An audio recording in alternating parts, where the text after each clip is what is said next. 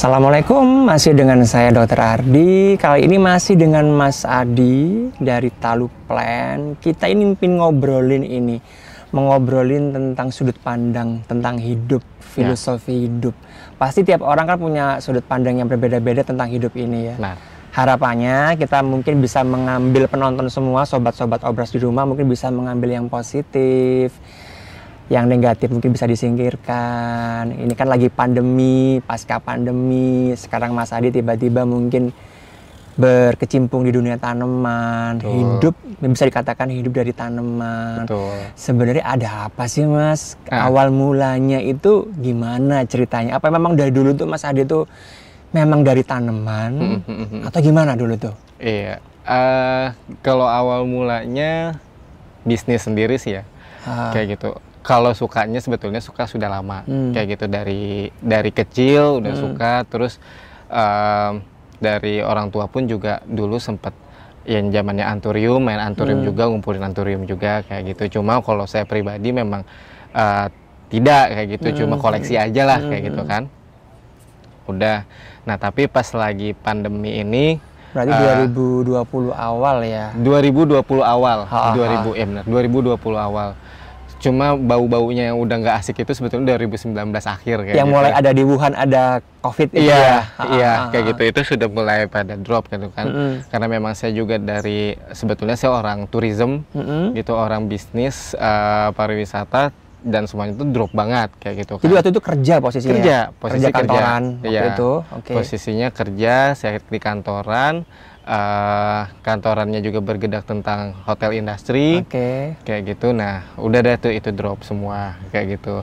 Nah, di situ kita bingung, saya juga bingung kayak gitu ya. Kalau misalkan saya mau ikut perusahaan, itu saya akan digaji cuma 1,5 juta gitu waktu itu ya, per bulan kayak gitu. Which is pada waktu sebelumnya itu 1 bulan itu saya bisa 2 digit lah bisa masuk gitu. Dari 2 digit jadinya 1 digit kecil banget, 1,5 juta kayak gitu. Itu kayak bingung banget kan. Tapi kan masih sendiri Mas Adi, status masih sendiri, tapi saya adalah tulang punggung. Iya, maksudnya kalau sekarang tuh kayak generasi sandwich gitu. Sandwich generation ya. Saya harus ya ada ibu, ada adik lah kayak gitu. Kayak gitu ya. Ya, setiap orang pasti punya jalan cerita masing-masing ya. Dan di awal pandemi itu memang mengubah segalanya ya. Betul sih. Termasuk yang mungkin 2 digit aja jadi 1 digit kecil. 2 digit tapi ada komanya gitu. Jadi saya terus gimana itu? Nah, itu kayak aduh, kayaknya gue nggak mungkin banget sih nih gue bertahan hidup kayak gini kayak gitu. Bahkan adik lagi pesantren sendiri tahu kan kayak gimana kayak gitu ya. Yang boarding school itu kayak gimana, harganya kan asik banget kayak gitu. Terus sama ya untuk kehidupan sendiri itu udah pasti lebih dari 1,5 juta kayak gitu. Jakarta loh. Jakarta. Makanya. Iya, puter otak kayak gimana, gue harus gimana nih kayak gitu. Udahlah, terus kayak memang balik lagi pasti ketika kita dalam keadaan terdesak, insting berjalan kayak gitu. Kayak insting manusia itu bergerak, gue harus apa ya gitu. Ikutin hati nurani. Saya bilang gini, oke lah, gue ada duit 1,5 juta, gue mendingan gue bayar utang aja dulu kayak gitu. Kebetulan dulu tuh sempet yang tadi si ZZ Travel itu, yang ZZ tadi itu, Zamia tadi.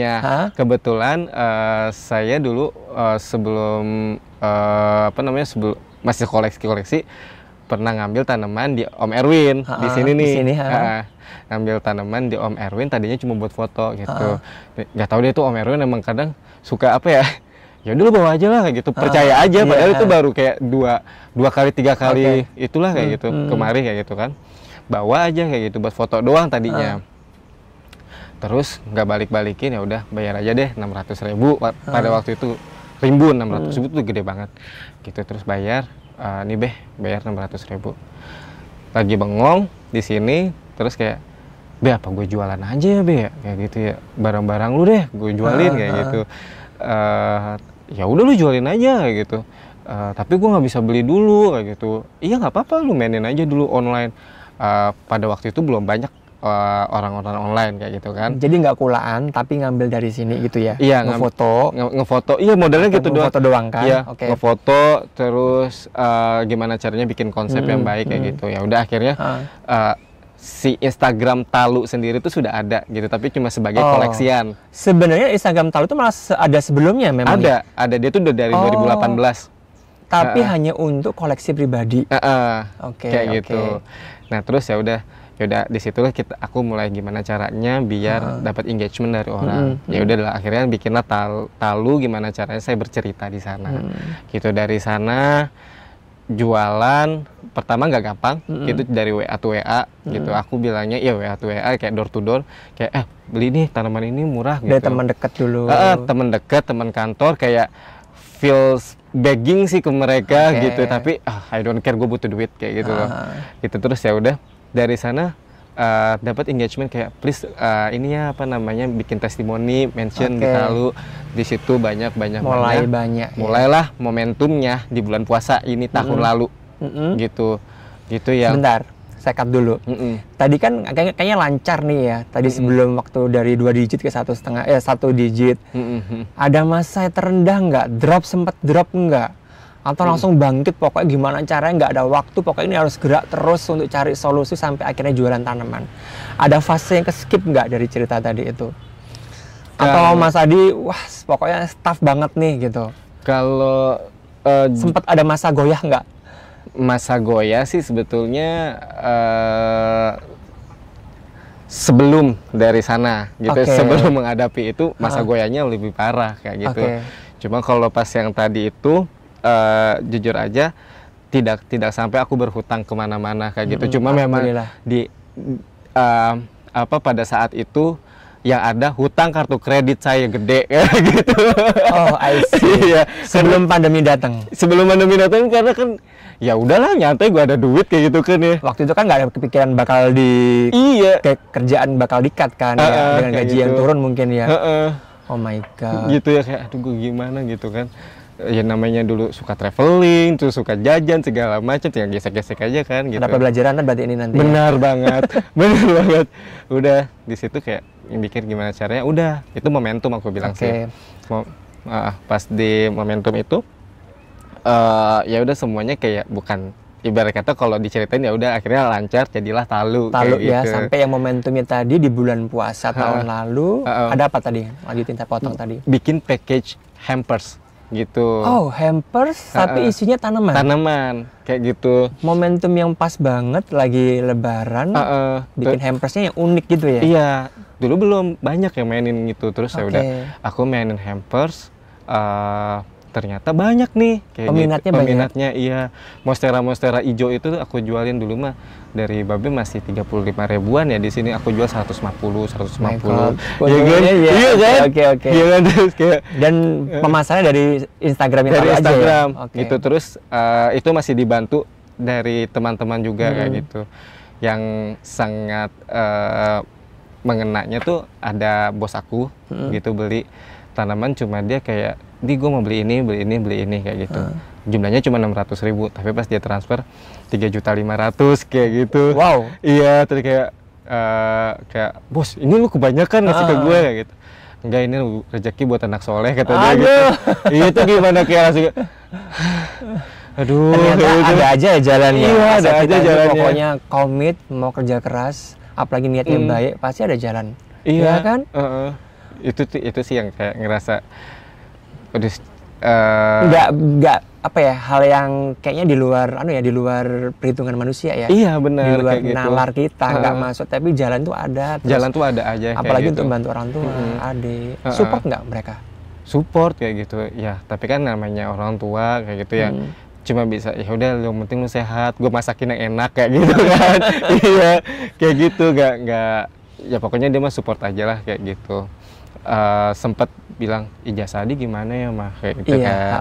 Gitu kan, ibarat kata sekolah juga nggak murah, terus juga kok kayak nggak kepake kayak gitu. Terus kata mama bilang gini, yang penting mah lu jadi orang baik kayak gitu. Iya betul dong, setuju dong gue.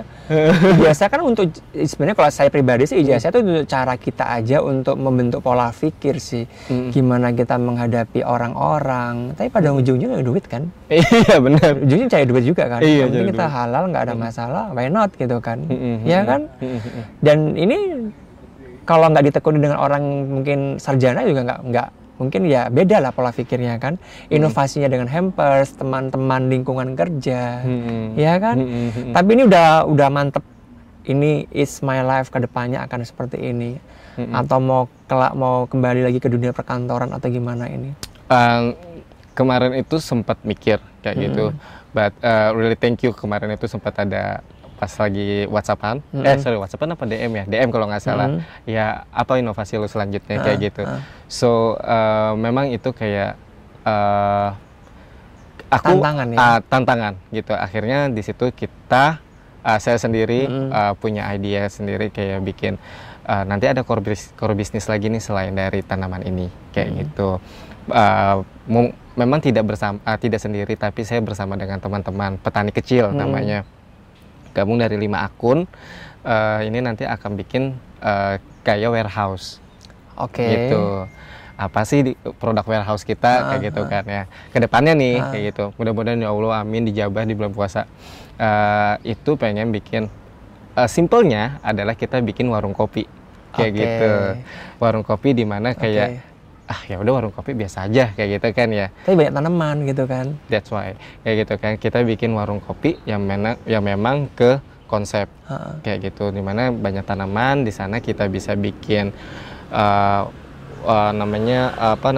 work ya pokoknya working stationnya di sana juga. Terus juga di sana kita bisa bikin pelatihan apa kayak gitu. Terus keren tuh konsepnya. Itu nanti yang akan kita coba kembangkan kayak gitu. Jadi aku percaya ada dua pembicaraan ini yang teman ada yang bilang momen ini adalah momen semu kayak gitu. Momen tanaman tuh momen semu kayak gitu. Kayak nanti pasti akan turun kayak gitu kan. Well, gue percaya kayak gitu. Cuma aku percaya juga dengan statement yang selanjutnya, yaitu orang yang main tanaman itu sudah ada sebelum lu ada. Iya betul. Kayak gitu. Orang jualan tanaman itu sebelum ada belum ada kayak gitu. Ya ini berarti kan dua-duanya memang berjalan kayak gitu. Dua-duanya memang terjadi kayak gitu. Turun kayak gitu. Tapi kita gimana caranya bisa tough di sana kayak gitu. Nah itu nanti kita akan coba bikin core seperti itu. Keren. Kayak gitu. Mudah-mudahan tercapai. Amin. Kalau berpikiran tanaman ini bakal, kan kita kan berusaha berbisnis kan nggak ngelihat tren ya. Kita tuh mau orang pedagang cabai, mau apapun pekerjaannya pedagang entrepreneur pasti kan kalau kita komitmen, konsisten dan berani keluar dari zona nyaman, out of the box, pasti bisa survive. Jadi saya rasa nggak usah takut gitu loh. Apalagi kita ini menghadapi masa yang nggak jelas ya. Ini kan kita lagi masa-masa yang nggak jelas. Bener. Disruption banget kan.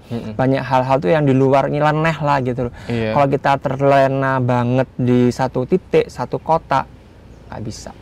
Jadi kita harus keep moving. Mas Adi harus terus, saran saya sih harus keep moving, berinovasi, berpikiran agak setengah edan karena zamannya edan. Jadi harus kita ngikutin. Yang nyeleneh gitu kan. Pasti insya Allah pasti ada jalan pasti. Iya, gitu sih. Anyway, kenapa sih Talu? Kenapa sih namanya Talu gitu, apa sih? Iya. Talu. Kenapa nggak nama sendiri Adi gitu? Iya. Kan ada juga yang pakai kayak Win Floris, kenapa Om Win kayak gitu. Kenapa ini kok Talu gitu? Jadi gini, dulu sempet nonton, itu namanya Arisan film ya? Iya, film Arisan. Film Arisan, ada Arisan 1, Arisan 2. Aku nonton yang Arisan 2. Kayak gitu. Nah, di situ ada anak kecil namanya Talu. Gitu. Talu ini dia terlahir dari seorang ibu yang ditinggal suaminya. Tapi si Talu ini dibesarkan oleh teman-teman ibunya ini, dimana teman-temannya kalau bisa aku bilang masuknya itu ke kategori Jakarta Undercover lah ya. Siap. Jakarta Undercover gitu ya. Dari yang si ibu pengusaha tapi dia punya cancer kayak gitu. Terus ada yang kita bisa bilang dia gay kayak gitu. Terus juga ada juga yang tadi itu kayak orangnya sangat jet setter kayak gitu. Tapi si Talu pun mendapatkan kasih sayang dari mereka kayak gitu loh. Diterima apa adanya. Diterima apa adanya kayak gitu. Benar-benar kayak mendapatkan kehangatan di sana kayak gitu. Nah di sana tuh kayak nyeleneh aja Talu ya. Dan gue pun juga nanti, saya pun jadi nanti kalau punya anak pun juga akan menamakan namanya Talu sih. Iya kayak gitu. Menurut aku kayak biar apapun wujudnya dia, biar apapun dia kayak gimana, dia akan mendapatkan kasih sayang yang sangat-sangat kayak gitu.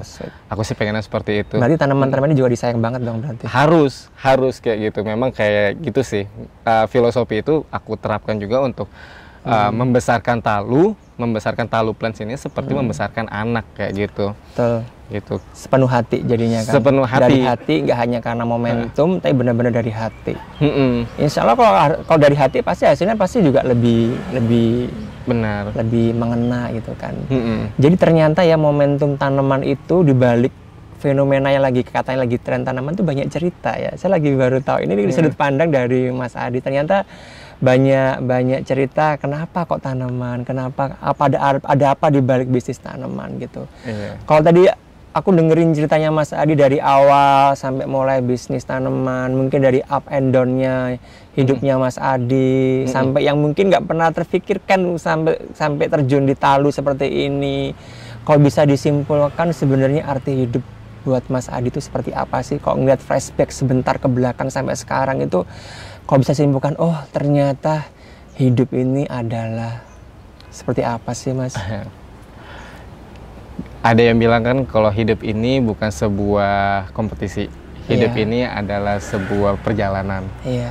Kalau saya melihat hidup ini penuh dengan syukur sih, kayak gitu. Hidup ini kalau misalkan bisa dibilang,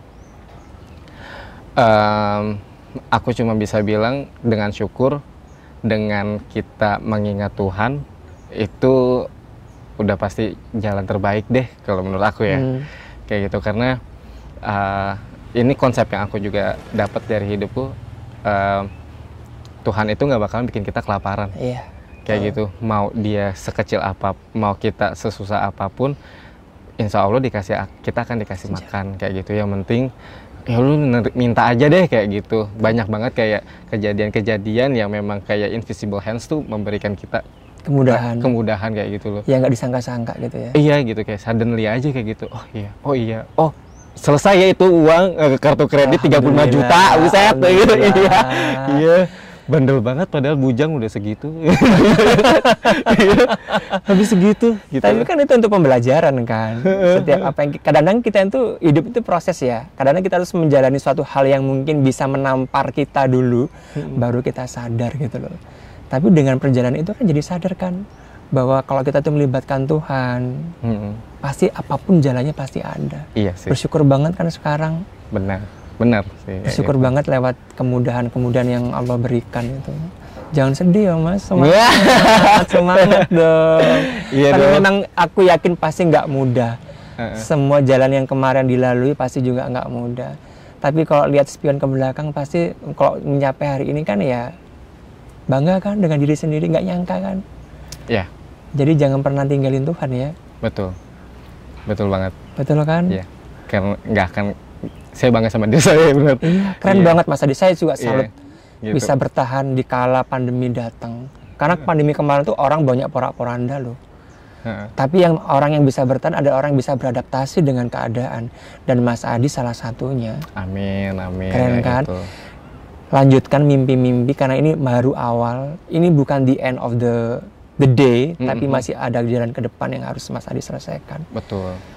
Mungkin ada pesan buat teman-teman yang nonton semuanya, yang mewakili para bujang-bujangan, atau yang mau lagi mungkin pada terpuruk ya pandemi, kadang-kadang kan kerjaan susah apa gitu. Iya.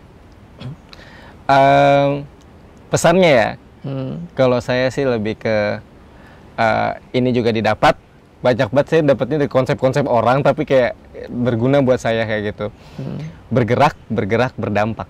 Kan? Dalam banget. Bergerak dan berdampak. Yang pentingnya bergerak kan? Iya benar. Mau kita merangkak, mau kita tertatih, mau kita lari, yang penting kita bergerak biar bisa berdampak. Iya, untuk diri kita, untuk orang lain gitu. Yang penting untuk keluarga. Nah, ada perubahan deh di sana kayak gitu. Lu harus kayak ikutin aja intuisi di diri lu tuh seperti apa kayak gitu. Enaknya kayak gimana kayak gitu. Nanti dapat di ritmenya kayak gitu. Keren. Gitu sih. Bikin slogan dong di profilnya. bergerak dan berdampak. Aduh, paling keren banget. Gitu. Mas Adi, makasih banget waktunya udah sharing. Semoga bisa menginspirasi. Saya rasa bagi yang nonton pasti bisa menginspirasi. Bahwa kita ini pandemi, semua susah-susah, tapi kalau kita terus bergerak dan berdampak, pasti akan berdampak kan? Iya benar. Apalagi kalau kita sandarkan semuanya itu di tangannya Allah, pasti akan ada hasilnya. Semangat terus. Sukses terus. Semoga tali silaturahmi kita tetap terjalan dengan baik. Siap. Makasih ya Mas Adi. Ya. Oke, Sobat Obras, begitu perbincangan kita dengan Mas Adi. Semoga bisa diambil hal yang positif, yang negatif tolong disingkirkan. Ayo ambil hal yang positifnya. Sudut pandang Mas Adi ini cukup menarik banget untuk diresapi, mungkin bisa kita adaptasi untuk hidup kita. Terutama yang tadi yang bergerak dan berdampak. Oke, assalamualaikum warahmatullahi wabarakatuh. Salam sehat dari saya.